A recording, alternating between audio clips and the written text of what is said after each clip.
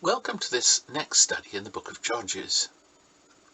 Today we're looking at chapter 2 verses 6 and through to chapter 3 verse 6. So please open your own Bibles so that we can follow this passage together. Now it's a feature of Hebrew writing that often a story or part of it is told twice over with slight differences of emphasis in order to derive different lessons from the same events. And that's true here.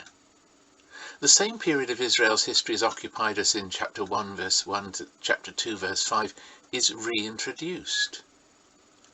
But the lessons to be learned are different. As we look at these verses, it's clear that they were intended to teach the danger of resting upon the experience of past generations. As the passage begins, Joshua's final words are repeated, but with one significant difference. In Judges,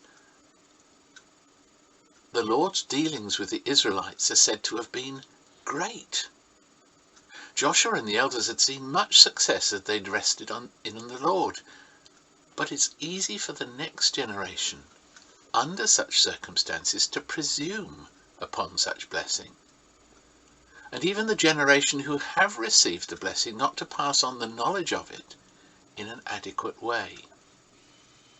Then when things start to go wrong, the new generation shows that it's not the faith of that which had gone before. Now doubtless the generation after Joshua were somewhat aware of the nation's past history. They couldn't have failed to know it.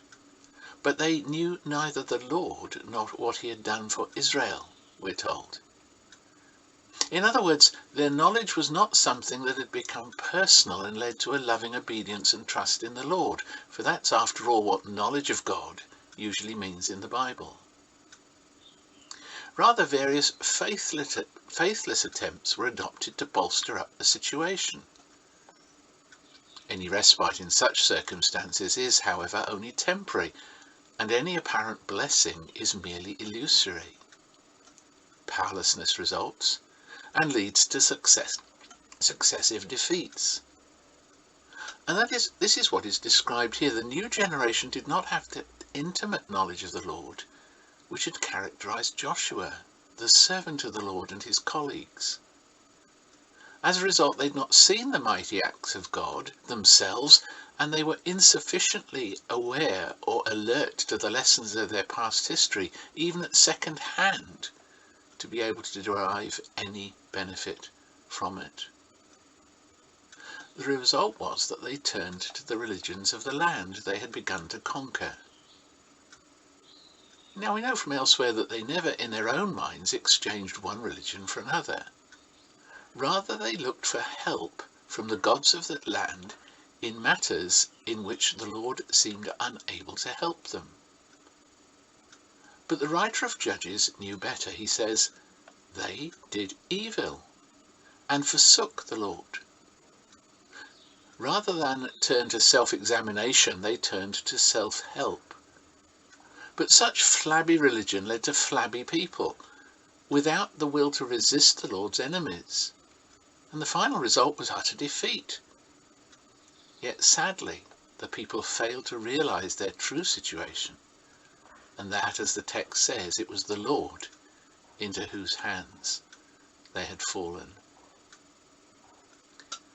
This is a lesson we often need to learn. The choice is ours. In our distress, will we return to the Lord of our fathers, or continue to grieve the Lord and experience his anger by our efforts at faithless self-help? A further lesson here is the danger of looking to the Lord for what one student calls crash aid. Much that is said here is true of the remainder of the main section of the book of Judges, a period of between 200 and 400 years.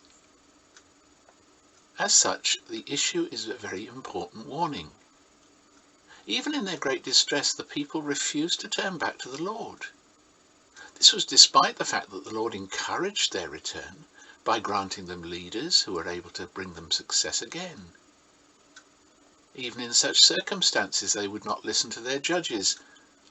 And even where there was evidence of repentance, the sequel indicated that such penitence was at best partial.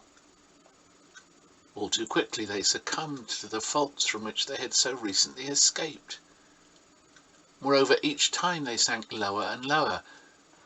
It's been said, and I quote, "The voice of the conscience can become dulled by successive acts of sin, and repentance can become more and more superficial until, ensnared in the character formed by a multitude of thoughts and actions, a miracle is needed to produce a genuine repentance and a seeking of the Lord with the whole heart." That's where the quotation ends. The lesson for us is this: we're not simply to seek the Lord because we're in a mess and need help. Rather, we are to desire his glory above all things and come right back to him. Only then is there any hope of permanent blessing in the future. In addition to this, the beginning of chapter 3 teaches us the need to relearn spiritual warfare.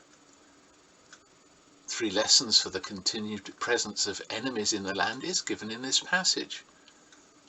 As a result of their failure, the people were being punished.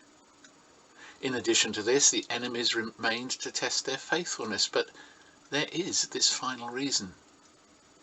Enemies remained to teach the new generation the art of warfare. Joshua and his contemporaries had not overcome the nations of the land by their own power or earthly weapons, as the defeat of Jericho and the defeat of Ai showed. Rather, it was the miraculous help of the Lord to a people utterly dependent upon him and obedient to him that had brought success. It was this lesson that the people needed to relearn. Only then would the selfish religion that characterized them have its power finally broken.